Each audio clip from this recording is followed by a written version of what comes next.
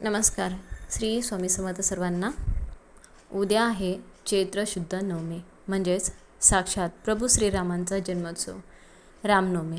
पण उद्याचा हा गुरुवार केवळ एक सण नाही, तर तुमच्या आयुष्यातील दारिद्र्य मुळासकट उपटून टाकण्याची एक मोठी संधी आहे. तर अनेकांच्या घरात पैसा येतो पण टिकत नाही, मुलांच्या प्रगतीत अडथळे येतात किंवा पती पत्नीमध्ये विनाकारण वाद होतात, घराला जसं की नजर लागली आहे असं वाटतं की. तर मग बघा, या सगळ्यांवरती एक असा अचूक मी तुम्हाला उपाय सांगणार आहे.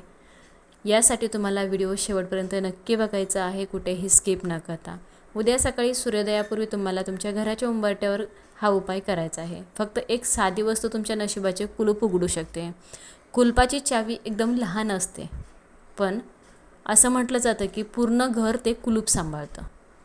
तर ती वस्तू कोणती आहे आणि ती उंबरठ्यावरच का ठेवायची, हे आपण आजच्या व्हिडिओमध्ये बघणार आहोत. शेवटपर्यंत नक्की बघा. तर बघा, आपण मंदिरात जातो, उपवास करतो, पण अनेकदा आपल्या घराचे ऊर्जा केंद्र असलेल्या उंबरठ्याकडे आपण दुर्लक्ष करतो.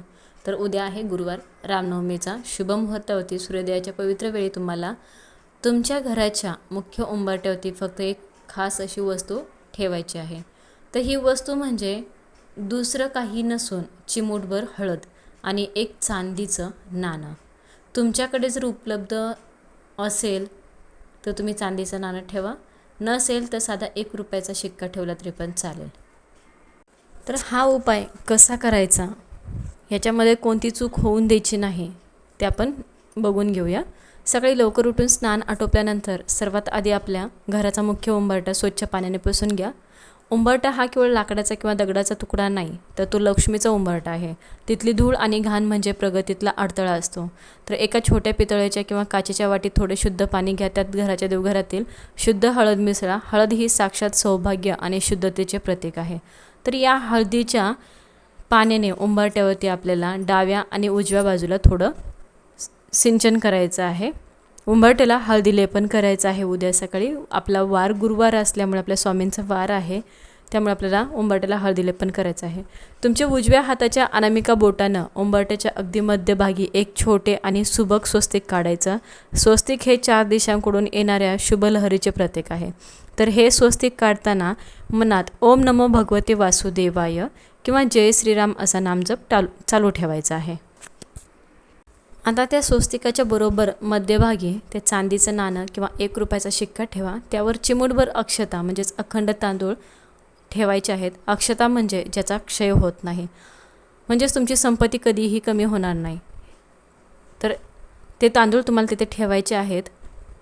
उंबरठा हे घराचं फिल्टर असतं. उद्या गुरुवार आहे, जो भगवान विष्णूंचा वार आहे आणि आपल्या स्वामींचा वार आहे.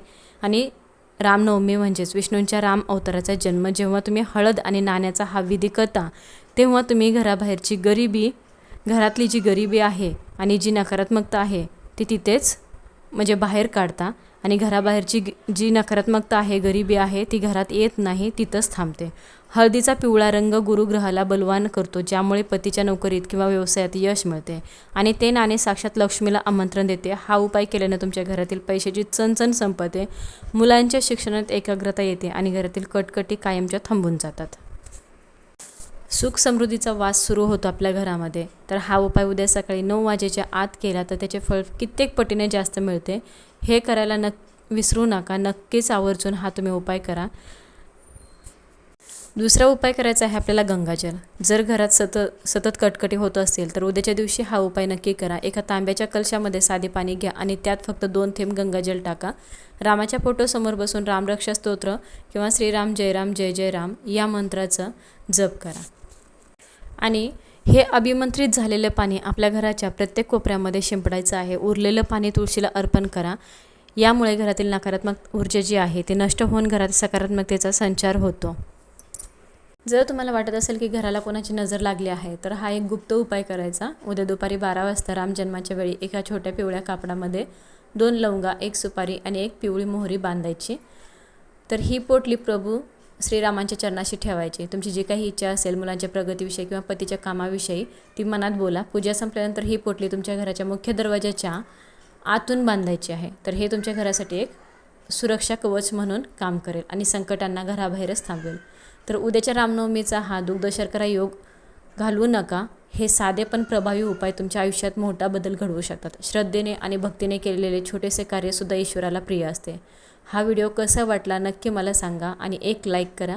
नवीन असाल चॅनलवरती तर चॅनलला लगेच सबस्क्राईब करा. व्हिडिओ शेवटपर्यंत बघितल्याबद्दल सर्वांचं मनापासून आभारी आहे. सर्वांना धन्यवाद. श्री स्वामी समर्थ.